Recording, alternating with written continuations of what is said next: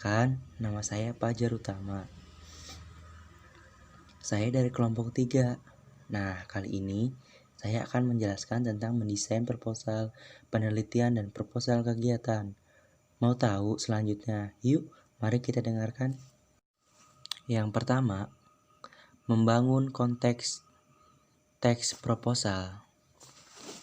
Proposal pada dasarnya adalah sebuah usulan, tawaran, atau rencana, akan tetapi kini kata proposal lebih sering digunakan daripada ketiga kata yang lain.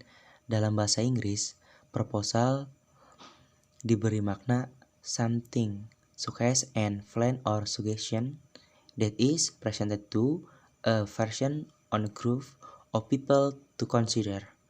Dalam KBBI, memberikan makna proposal sebagai rencana yang dituangkan dalam bentuk rancangan kerja. Selanjutnya yang kedua, menelusuri dan menganalisis model teks proposal. Hal penting ini hendaknya Anda perhatikan dalam mendesain proposal sebagai genre makro. Adalah bahwa seluruh isi dan gagasan dalam proposal seharusnya disampaikan dalam bahasa Indonesia yang baku.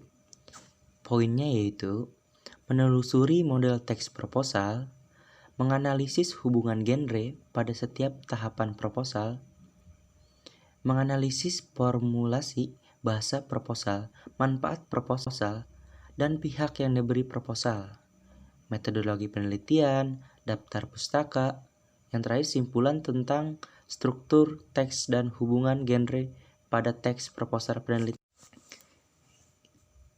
Selanjutnya yang ketiga, membangun teks proposal secara bersama-sama.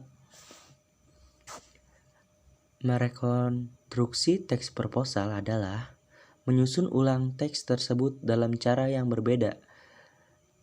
Cara yang ditempuh antara lain sebagai berikut. 1. Menentukan proposal. 2. Memahami teks proposal. 3. Meringkas tahapan. Yang keempat, meringkas menjadi 1. Kelima, menggunakan bahasa yang baik. Yang keenam, memeriksa ulang rekonstruksi teks.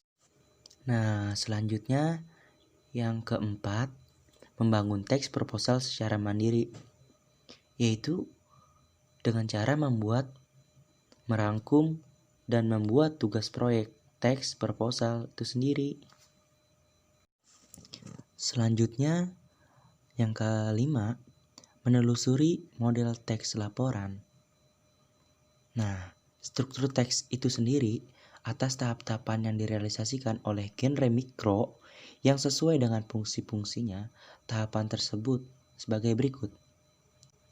Bab 1, pendahuluan. Bab 2, landasan teori, pengertian, beberapa masalah, tinjauan penelitian, dan tinjauan pustaka.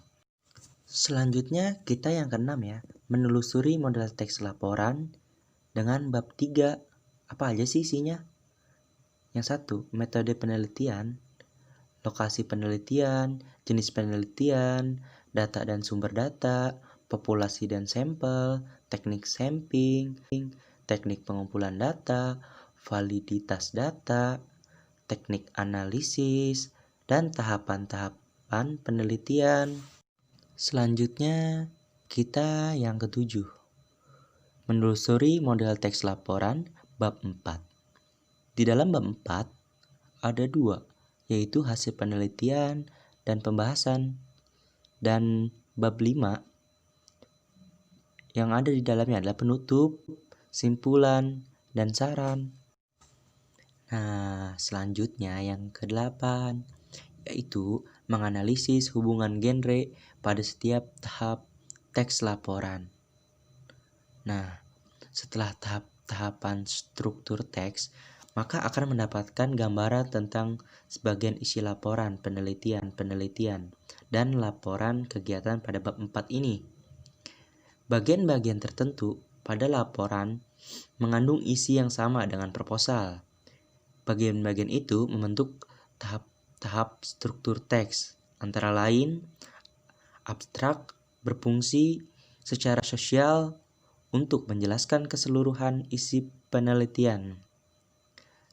Dan pendahuluan berfungsi untuk menyatakan latar belakang penelitian yang telah dilaksanakan untuk mencapai tujuan tersebut. Nah, selanjutnya landasan teori dan tinjauan pustaka. Landasan teori ini berfungsi untuk menyampaikan ulasan teori yang digunakan untuk memecahkan masalah yang teliti. Sedangkan tinjauan pustaka berfungsi untuk menyatakan perbandingan antara penelitian yang dilaporkan itu dan penelitian sebelumnya. Nah, untuk selanjutnya akan dijelaskan oleh Saudara Indah Widyastuti. Terima kasih. Menganalisis hubungan genre pada setiap tahapan teks laporan. Poin pertama yaitu metodologi penelitian. Berisi sajian tentang pendekatan, metode, dan teknik penelitian yang diterapkan pada penelitian yang dilaporkan, termaksud langkah-langkah yang ditempuh. Poin kedua, hasil penelitian dan pembahasan. Berfungsi direalisasikan dengan genre, deskripsi, dan laporan untuk menggambarkan hasil dan temuan penelitian.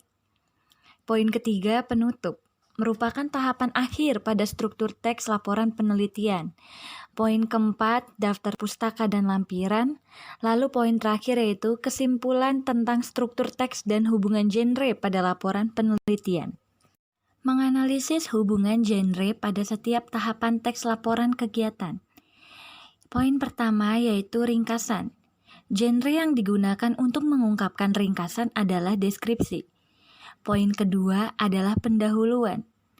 Poin ketiga, deskripsi kegiatan yang berisi paparan tentang nama kegiatan, lokasi kegiatan, waktu kegiatan, dan pelaksanaan kegiatan. Poin keempat, pelaksanaan kegiatan yang berisi rangkaian tata cara pelaksanaan kegiatan. Lalu poin terakhir adalah penutup. Menganalisis hubungan genre pada setiap tahapan teks laporan kegiatan. Di sini ada poin daftar pustaka dan lampiran. Adapun materi yang dapat dimasukkan dalam lampiran pada laporan kegiatan adalah antara lain. Yang pertama, dokumen yang dijadikan bahan rujukan penulisan laporan kegiatan. Lalu, surat-surat pendukung seperti surat izin untuk melakukan kegiatan di lokasi, surat tugas, dan sejenisnya. Lalu, rincian penggunaan dana, dan yang terakhir gambar atau video. Lalu di poin kedua di sini ada kesimpulan tentang struktur teks dan hubungan genre pada laporan kegiatan. Digunakan untuk merealisasikan setiap tahapan yang ada dalam laporan kegiatan, dapat ditarik kesimpulan bahwa laporan kegiatan merupakan paparan hasil pelaksanaan kegiatan yang dibuat berdasarkan proposal yang telah diancang sebelumnya.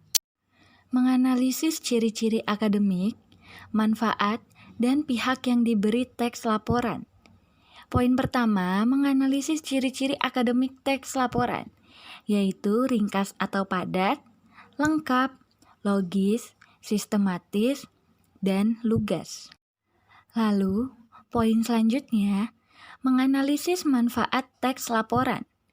Laporan penelitian dan laporan kegiatan mengemban fungsi penting.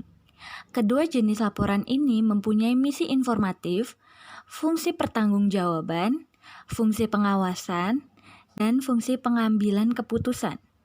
Lalu untuk poin terakhir, menganalisis pihak yang diberi teks laporan. Membangun teks laporan secara bersama-sama. Merekonstruksi teks laporan adalah menyusun kembali teks tersebut dengan menggunakan bahasa sendiri, tetapi dengan tetap mempertahankan struktur teks, isi, dan genre mikro yang ada. Lalu, menyusun teks laporan yang baru. Membangun teks laporan secara mandiri. Yang pertama, membuat rangkuman. Yang kedua, membuat tugas dan proyek tentang teks laporan. Sekian materi penjelasan dari kami, dan terima kasih telah menonton video ini. Dan kalian jangan lupa untuk like, comment, and subscribe YouTube channel ini agar YouTube channel ini lebih bersemangat lagi membuat konten-konten atau video-video edukasi yang membantu. Dan jangan lupa untuk share video ini agar bisa bermanfaat bagi orang banyak. Terima kasih sebelumnya. Wassalamualaikum warahmatullahi wabarakatuh. 'Cause I'm in the stars tonight.